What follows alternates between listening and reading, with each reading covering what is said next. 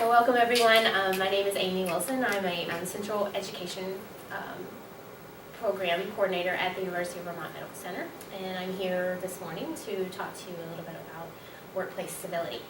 And just a little bit background on me so that you understand why this topic is important. I am a second career nurse. My first career, I was a ranger for the state and national parks. And when I went into nursing, it was after receiving my wilderness first responder course. I decided to then pursue nursing.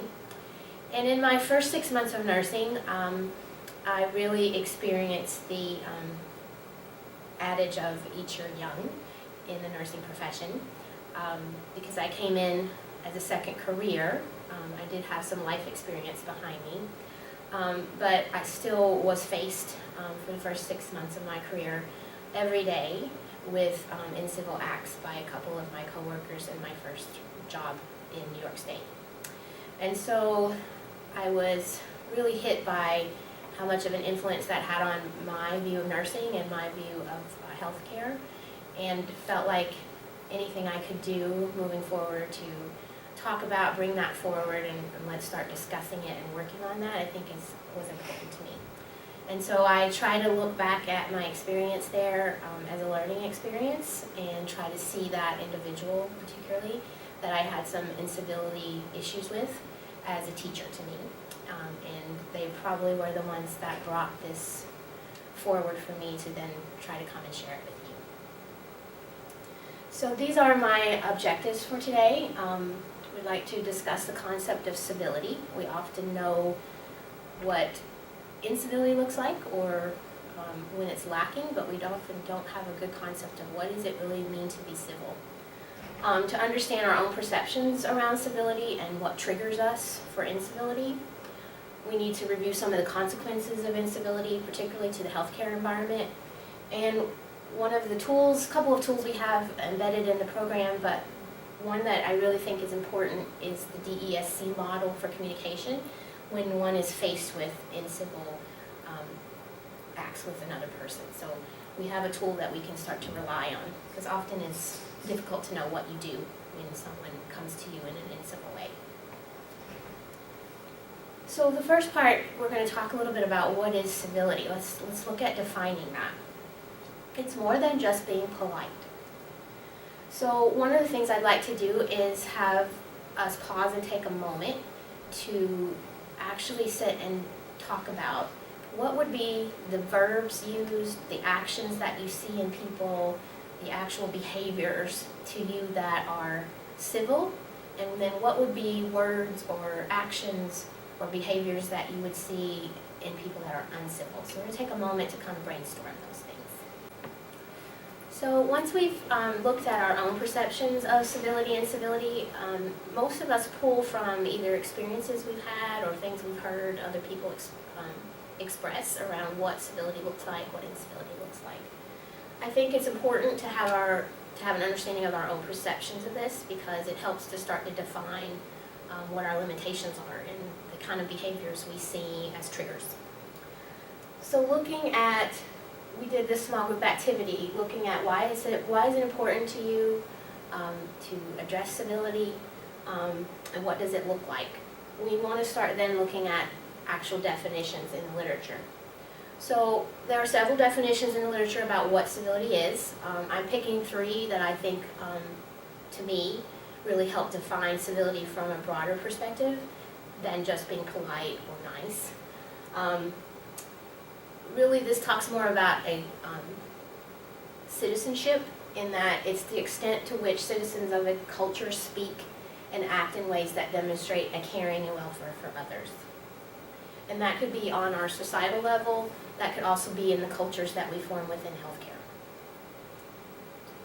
It's also being able to disagree without disrespecting someone, seeking common ground as a starting point for our differences, and listening past our own preconceptions and trying to teach other people to do the same. And then the final one that I think is really important is this ability to claim and care for our own identity, needs, and beliefs without having to degrade someone else's in the process. And I think that we need to be able to feel like we can voice our concerns, voice our beliefs and needs without feeling like we have to put other people down in the process of voicing that. So those are the three main definitions that I think are pertinent to society as well as our cultures that we're building within our healthcare environment. So we each have a contribution to make to the cultures that we decide to build around civility in the healthcare environment. So a couple of questions that I'll ask the group. One, is it ever necessary to adopt an uncivil behavior with a colleague? So we typically take a vote on this, yes or no or maybe. And then the second question would be, should everyone be expected to behave in a civil fashion at all times? So we're going to pause for a minute and have a little discussion about those two questions, about whether you think yes, no, or maybe around these two answers towards civility. So depending on your answers to this, we typically get a mixed bag of people saying yes, no, or maybe. What these two questions really try to get at is your perception of what civility is and your expectations of other people. So one of the things we have to start addressing is our own expectations of our behavior as well as our colleagues or patients or families. And one of the things we always have to keep in mind is that it's within the context, within the environment in which we work, that starts to answer these questions for us. And so if you have ever actually adopted an uncivil behavior, will sometimes influence whether you think it's necessary to adopt an uncivil behavior. And since all of us have probably at some point in our lives been uncivil, whether we're willing to admit that or not, we all are human and make mistakes and say and do things we don't always mean. We may actually think there are times when it is okay to be uncivil with someone who is potentially being uncivil with us. So it's this give and take mentality of if someone is screaming at me and being uncivil, that I have the right and actually the obligation to push back at that person. And we see this a lot currently in our political environment in the United States. And so it carries into also the healthcare environment and the workplace that we build every day. This feeling that I may have the right to come back at someone. And so this starts to look at our definitions and perceptions of civility. Also, should everyone be expected to behave in a civil fashion at all times? So that starts to talk about, again, our own personal expectations. Do we have this sense that we are always perfect human beings, that we have the expectation that our colleagues are always going to behave in the best possible manner, that our sick patients and stressed family members are always going to treat us with the utmost civility?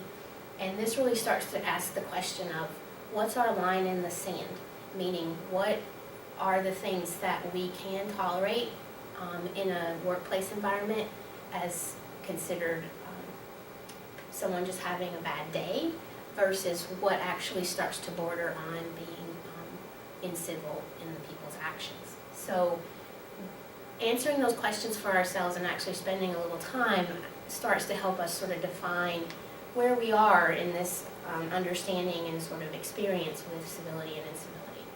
And we really have to be self-aware of our own perceptions of these two questions, because if we don't have the self-awareness around this, then we start to have expectations that are unrealistic. And I can speak for my own experience with that, because when I first became a nurse, I still had this perception. I came from a profession in the park service where everyone was actually very helpful and very kind, and there was very rarely incidents with incivility within my colleagues.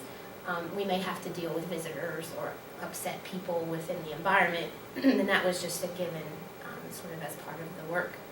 But I think I had a higher expectation within healthcare that when I came here that my colleagues would be always very professional, that my patients and families, regardless of what they were actually challenged with, would always be very grateful for my services. And I had this very different perception about what this was supposed to be. And so I learned the hard way over the first few years of my nursing career that my expectations were not realistic. that I had this expectation of, in the environment that I was working, somehow I held people to a higher standard. And the reality is that we know we work in a very stressful environment, both for as healthcare workers as well as the patients and families that come here. We're all under a tremendous amount of stress, and I think we have to start to look at what our expectations are. Now, that being said, it doesn't mean that we ever have to allow people to make us feel disrespected or unworthy or behave towards us in a way that is really an uncivil act. We just need to have some tools in order to deal with that when it does come up, that keeps our professional persona intact. So I love Walt Whitman. He's one of my favorites, and I think this talks a lot about just the human condition of, I discover myself on the verge of a usual mistake. And the reality is that there are going to be times when we are faced with very stressful situations where we are not always at our best. And to be able to have some self-forgiveness around that is also a very important part of civility. Here is what makes it different, however, between, we're going to now talk a little bit about why is it different in healthcare versus other environments. Well, out in our society, we have to kind of look at this picture. So 89% of people in the U.S. society said that incivility was a serious problem. And then 90% of those same people said they were not personally rude. So we have some work to do on our ability to see ourselves in a real way, in a human way, in that we're all imperfect. We all contribute in some way to being civil or uncivil in the environment that we work.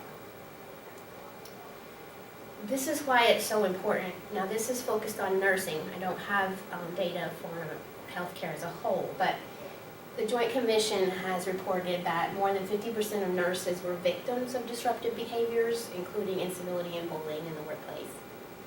90% of those surveyed also witnessed these behaviors in others in the workplace, and 80% of nurses reported that they had experienced it at some time in their career. So nursing in particular has a lot of work to do around this topic, and trying to talk about it, I think, is the first step, and look at our own individual contributions is really the first step we have to start with. And this is why, ultimately in healthcare, when we treat each other in an uncivil way, it actually comes and impacts our patients. And so it has been contributed, actual incivility, to more than 3,500 sentinel events that have harmed patients in a 10-year period. And it also is estimated to contribute to up to 100,000 patients actually dying, secondary to medical errors around bullying and intimidating and incivil behavior. So the Joint Commission has actually issued a sentinel event alert for zero tolerance of bullying and incivility in the workplace because of this. And so again, we do have to have a higher standard in the sense that the way we contribute to either building civility or contributing to incivility comes back to actually impact our patient population, and the safety of our patients depends on this. So it's really something we have to start working towards and trying to see as a very important safety concern. So our next activity that I would like you to work on is actually sharing an experience. So I've given you handouts that ask you to write about an incivil incident that you had either recently or in the near past, or even one you've heard about if you don't have an experience handy, but most of us do. Actually sharing that in a very stepwise way, because we're going to use that later in the talk to start to look at the DESC communication model and how can we see that situation differently and how can we have addressed it differently in the moment. So we'll take a minute to pause and have you work on those experiences. So just take 3 or 4 minutes and write about that. It doesn't have to be a novel. Just answer the questions as they're laid out, and don't use any names, please. This is to be anonymous. So after reflecting back on some of our experiences, what we're going to start to move into is actually applying some of the principles of encountering incivility in the workplace. And one of the first things we want to understand is this incivility spiral. And this is what often happens in the workplace when we encounter incivility. Someone acts incivilly to us, and we then feel like that's unfair, and we have negative feelings about that. And then we begin to have reciprocation or revenge. Now, this could be on a subconscious level. It's not like necessarily that we put in our mind that we want to get somebody for how they treated us. But we may just not say hi to them in the morning when we pass them in the hallway. We may avoid them to the point where it may actually start to impact our working together. Those are considered incivil acts. And so we often get into this spiral where we avoid that person, we don't say hi to them, or we give them the cold shoulder, or we're very curt with them, short with them, and they see this as uncivil, and then we start this spiral all over again. And what can lead here is that we end up in this spiral, and it can get kind of out of control. Without even us adding any fuel to it, it could have just stemmed from one incivil incident that now has grown and grown and grown over time. And this is something we have to be aware of, in that if we want to actually influence civility in our workplace, we have to be willing to understand that we could easily get into this spiral without necessarily purposely seeking for it, and that we have to actually have some actions that can counteract this in order to not keep this progressing and progressing. So if we are in an incivility spiral at our workplace, even if it's just with one person, doesn't necessarily mean that we have a huge culture of it, but it could just be that we have that one person who we are in this incivil circle with, and these are the consequences.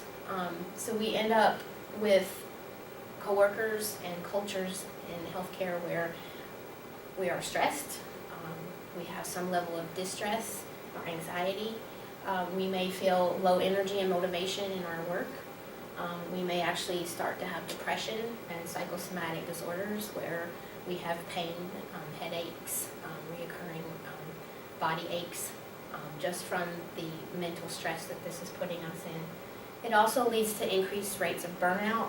It erodes trust in our workplaces, and our teams don't function as well because of this. And again, these are all contributors to why we also end up, if we remember, having the potential for patient harm. These all are contributors to that because they're distractors. They also don't allow us to have the work environment that we need to provide the best care for our patients. So we have a evaluation that we'd like you to pause and take a minute to fill out. This evaluation is really starting to look at your own personal triggers. What are some of the situations and behaviors that might trigger you to move into that incivility spiral? So again, Walt, talking about the fact that we are as bad as the worst, and thank goodness as good as the best. And so how we decide to react to our triggers as they come up in our environment is really the communication of character that Ms. Dameron talked about. So the fact is that if you don't talk out what's going on, you're going to act it out. And so again, it could be an unconscious act. You may not be consciously aware that you are avoiding someone, or that you are ignoring them, or not saying hi to them, or purposely avoiding them. So my question to you, and I'd like you to take a moment to reflect on this, is the incident that you described earlier, your incivil incident. What have you done? Have you acted out any of your feelings since that incident that you described? So we're going to just pause for a minute and have you reflect on that. So now that you've reflected a little bit about perhaps some of the unconscious or conscious acts that have come up for you since your incivil incident, we're just going to take a moment to talk a little bit about how this incivility spiral begins to potentially escalate. So what we end up with is this potential for the continuum of incivility, where what was just distracting, annoying, or irritating behaviors can begin to escalate towards actually aggressive bullying or violent behaviors. And of course the range moves from one extreme to the other. Simple things like eye rolling, just being sarcastic to someone, taunting. I would also say ignoring and avoiding people can also lay on this lower end of the continuum. Can actually lead to where we actually have physical violence. And I think in the healthcare environment, even if it doesn't lead to physical violence, I think we always have to think of that far end of the continuum as potential for patient safety and harm to our patients. And so, again, what we want to do is try to intervene on these lower level behavioral stuff, the things that are coming up that we can actually have some impact on. And again, we're talking a lot about what we can do as individuals. The reality is we have no control of what other people do. We'd like to be able to say to someone, you need to stop that behavior, and that they're going to stop that behavior. But the reality is that very few of us are in a position to have any real authority over the people we work with. And so the only real influence we have is our own reaction to these behaviors and the cultures that we choose to build. So we do have control of ourselves and also the cultures that we try to build around us. And so those are our spheres of influence. We don't have the influence over every individual we come in contact with. And to try to have that control is going to make it even more frustrating and stressful for us. So we have to also be willing to acknowledge we have to let that control go. We can't make people behave the way we think they should behave. And so what we're trying to get at today is this awareness of ourselves and the control we do have. What can we actually do to improve this? So again, when you're actually having to address uncivil behaviors, people rarely become defensive about what you're actually saying, but why they think you are saying it. So the intention or motive behind why they think you are coming to them to talk about something is really the most powerful part of a conversation. And sometimes we are not very good at setting our intention right up front with people.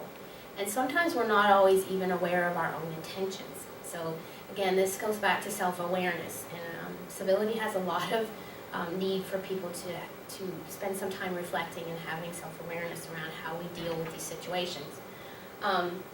So when you come to someone and want to address something that happened between you as a means of healing a relationship, improving the culture, making sure that we don't get into the incivility spiral, making sure that this doesn't become a problem that could potentially harm a patient, you must have a good sense of your own intention about why you're doing this. So when you're clear about your feelings and the intent, that's when you can come and start to address it with someone. And unhealthy intents include things like, I want to be right, or I want to show that person they're wrong. I want to look good or save my reputation. I want to win or blame somebody, or I just want to avoid the conflict altogether.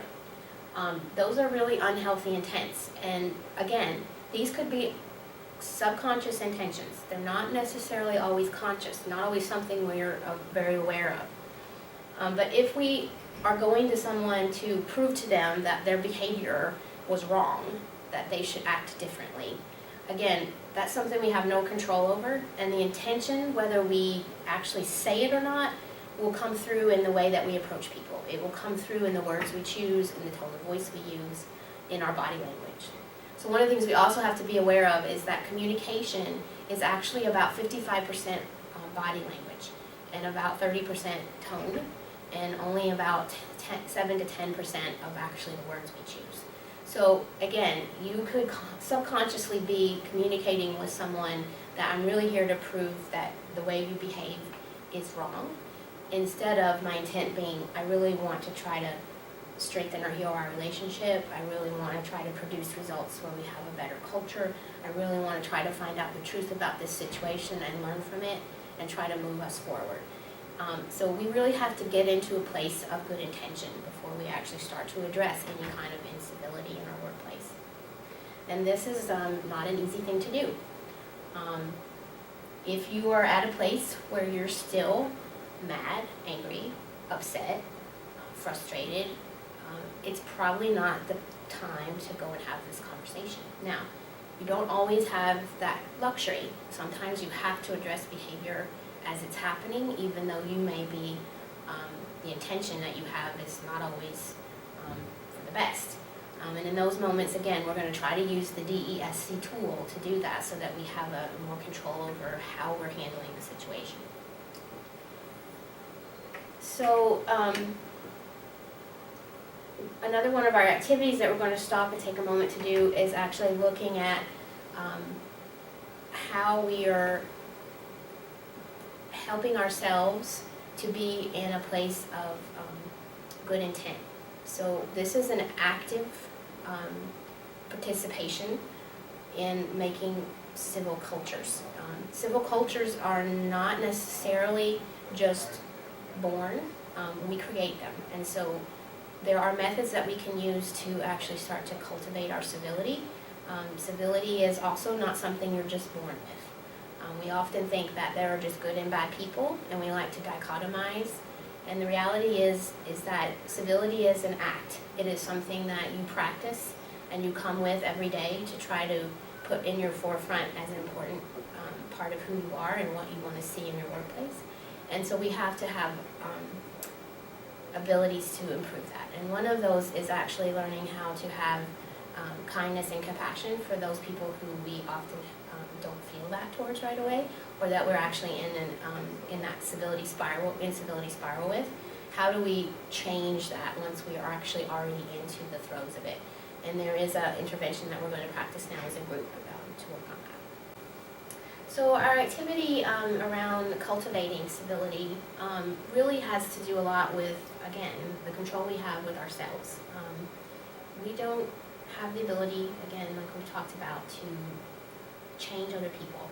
And so changing our own outlook is really the important part here. And so in the activity that we just went through, what we're really trying to cultivate is this ability to have compassion and to set intent with people beyond that initial reaction of frustration, anger, whatever it was that was brought up for us. And this is, something we have to cultivate. It's not easy. And it may take several times of working through this compassion meditation in order to actually get to a place where our intentions have shifted a little bit with this person in order to go and have a conversation. But to me, this simple act is the only thing I've found that works. And the power of it is that it works at any place at any time. You can take 30 seconds, you can take 2 minutes. You could set, before you go to work, you can actually do this and set intention. That's the power of it, is it can go anywhere and be done at any time.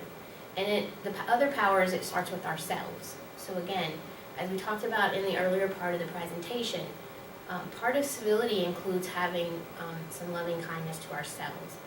Because if we're not kind enough to forgive ourselves for the things we've said and done, or how we've contributed in the past to incivility, then we're not going to be as able to provide that to other people. We're not going to be able to be forgiving to other people to the point where we can change the culture. And so again, when we talk about compassion, I think some people have a misconception that compassion means that we are weak, or that we let other people walk over us, or that we forgive whatever people say or do. And the reality is that's not true. You have to have boundaries, and you have to have self-respect. And you're better actually able to cultivate boundaries and self-respect when you have worked at being compassionate with yourself, worked at being compassionate with other people, because you can still be civil with them and set those boundaries and set those expectations of how you're to be treated in a way that's less defensive. The intention is different. Your intention is to look at the bigger picture, to see that I want something more than just going to work and dealing with this incivility all the time. I'm working towards something bigger. And I think even though this is sometimes an awkward activity for people. I think if you're willing to give it a shot, even just for a little while, practicing it regularly, you will start to see a benefit. It's personally the only thing I've found that's worked for me. The next activity that we're going to pause and do is we're going to divide you into groups, and we're going to have some group activity around role playing. So we're going to give you some situations of incivilities, things that are common potentially in the healthcare workplace. And we're going to ask you to begin to discuss those in your groups and begin to actually incorporate this communication style. So we're going to go through the communication style, and then we're going to pause and let you practice it. So again, the first thing when we're trying to address incivility with people is once we've gotten our intention where it needs to be, and again, we may have other means of getting there, but you have to have some active method to set your intention to be positive, is that I then have to bring that intention to the person that I need to speak to. Because, again, like we said previously, people rarely become defensive about what you're saying. They typically are defensive because why they think you're saying it. And so if they think you're there to tell them how bad they are, or what they did was wrong, or how they should act differently, then they're going to read that intention right up front. And so we need to make sure that they understand our intention from the get-go. So things like, I want to have a productive outcome for us. I want to resolve this issue between us. I want us to work together and enjoy our workplace. I want us to work together for the patient, for the solution, for safety.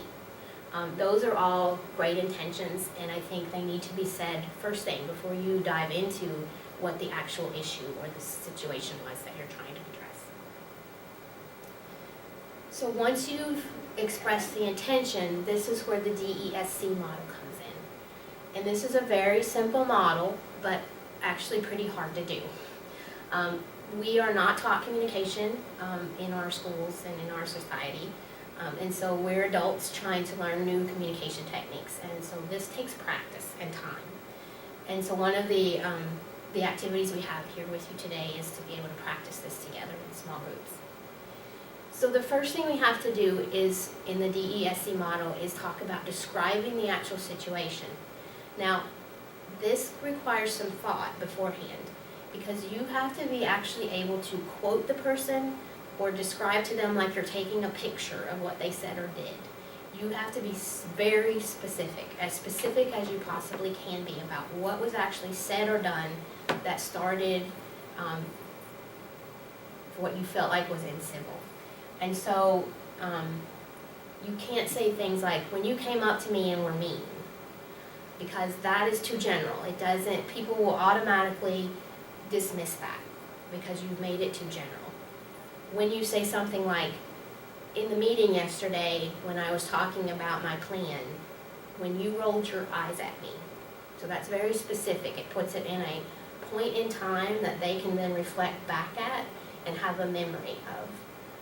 So you have to be very specific about where you were, when it was happening, and what exactly did they do. Then you have to express your concern about it or how it made you feel. So in the meeting, when I was explaining my plan and you rolled your eyes at me, that really made me feel like you didn't respect what I had to say, right? So again, you have to know what it is that you actually felt. So this, again, takes some self-reflection before you go in to have this conversation. You need to think about, when they rolled their eyes at me, what did I actually feel? First, we usually feel anger and frustration, but typically there's something more underneath those feelings. And usually it comes down to an incivility, disrespect, or feeling like you're not being heard or not valued. And so those typically are the feelings that really underlie the anger and the frustration. So you need to be able to actually get to that piece of the puzzle, which is, I felt disrespected or unvalued in what I had to say. And then the next part of the model requires you to actually give an alternative or seek some agreed upon outcome. So example would be, in the meeting when I was explaining my plan and you rolled your eyes at me, it really made me feel like you didn't value what I had to say. Could, in the future, if you don't agree with me, would you be willing to say that you have some concerns, or that you don't agree, instead of rolling your eyes at me. So this is seeking this agreement with the person. And then we're trying to reach a consensus. So I kind of did that already, was would you be willing to do this? Would you be willing to have this different method of communicating with me? And seeing what they say. Now, one of the things you have to be aware of is that when you go to talk to people about things, their first reaction is probably going to be defensiveness. And if any person is living and breathing, when you go to talk about this kind of thing with them, they are going to become defensive. It's just a normal human response.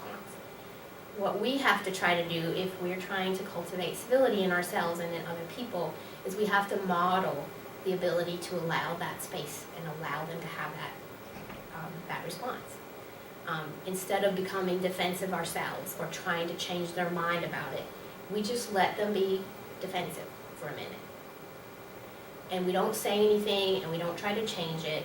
We just let them have their, I didn't roll my eyes at you, or I didn't mean it that way, you mistook it, or you don't have a thick enough skin, or whatever it is that they say to try to justify or give some context about why they acted the way they did. We have to just let them have that. And then instead of arguing about that and trying to change their mind about how they see it, we go right back into the DESC.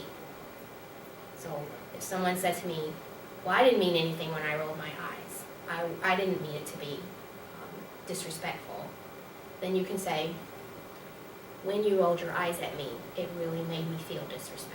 So you're just repeating yourself on a record, because what you're trying to get them to see is, regardless of what they meant or the justification they're trying to get to, the behavior made you feel that way.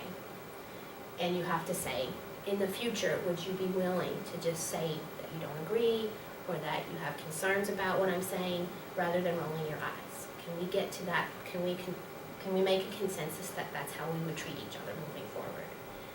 And you just keep playing the record as many times as it needs to in a calm way, allowing them to justify if that's what they need to do. Now, you may not get to a consensus in the first time you bring this up. You may not have a person that will concede with you.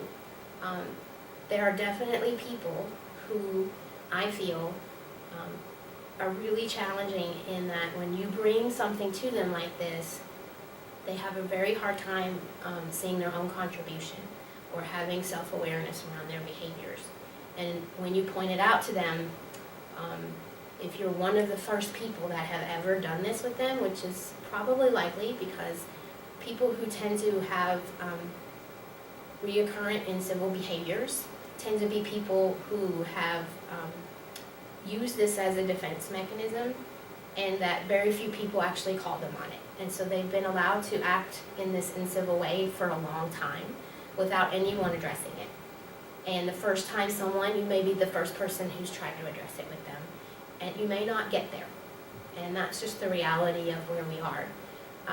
But if we all began to try to start addressing incivil behaviors when they begin with people, instead of letting them go years potentially in people's behavior, and if everyone held that standard, then we would be able to undermine some of this behavior that some of our repeat offenders have in being incivil in our cultures.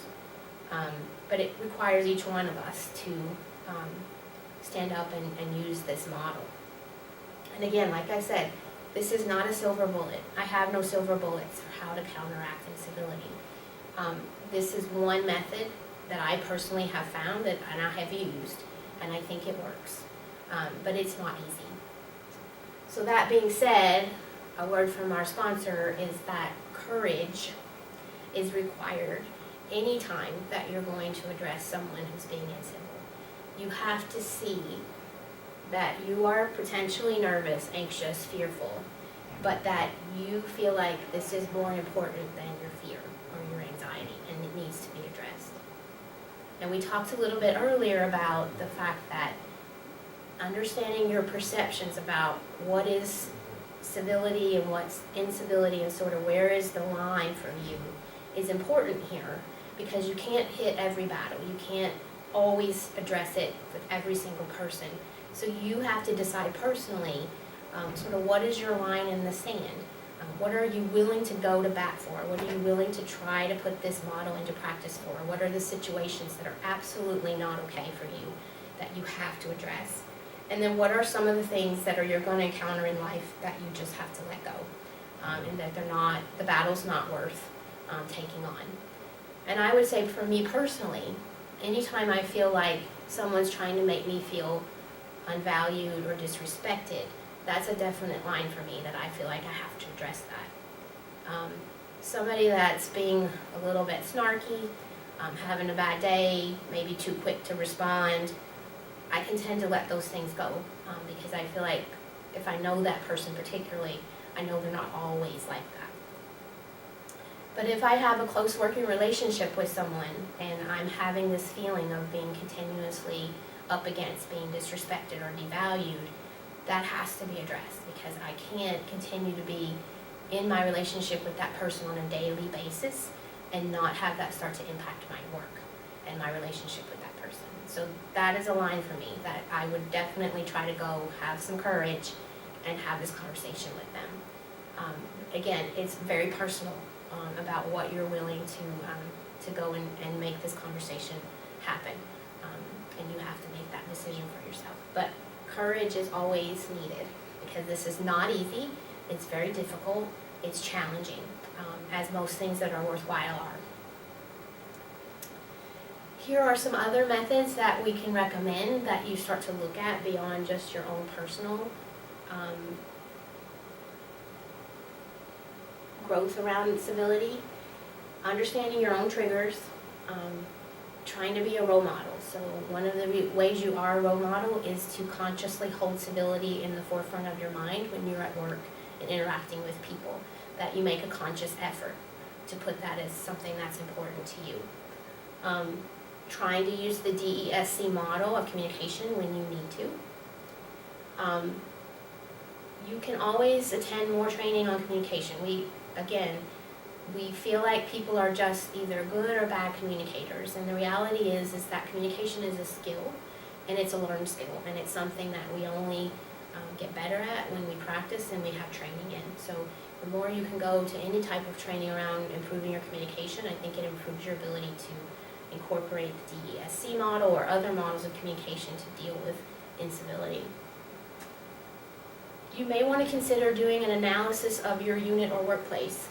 There are tools online that will allow you to do an anonymous survey of the people in your unit or your workplace and see where other people feel like you're setting in sort of in the civil or uncivil continuum. And so knowing where people feel like they are helps you then to start to come up with an action plan about what can we do as a team. Because if you address incivility from the individual, but also from the unit team level, you're more likely to be successful. Always just coming from the individual level will not always change a culture if it's already established. But if you can get more people, the majority of people in a unit together to see that this is an issue and something that needs to be addressed, you'll be more successful. And you need your leadership team to really make a clear commitment to civility in the unit culture. So it needs to be something that's talked about regularly, that's brought forward regularly, that's upheld regularly and role modeled. And then also providing people with the training they need in order to address it when it does come up. Because as we know, it's going to come up. It's just part of being human and dealing with each other in our society and in our workplace. And so we need to be able to bring it into the light a little bit and not always keep pushing it into the dark and avoiding it, because it, again, as we talked about earlier, it's become a major safety concern in healthcare. And that is the end of my presentation, and I appreciate your time and participation, and I hope that you've taken away something that you can put into practice, and look forward to maybe seeing you back at another time. Thank you.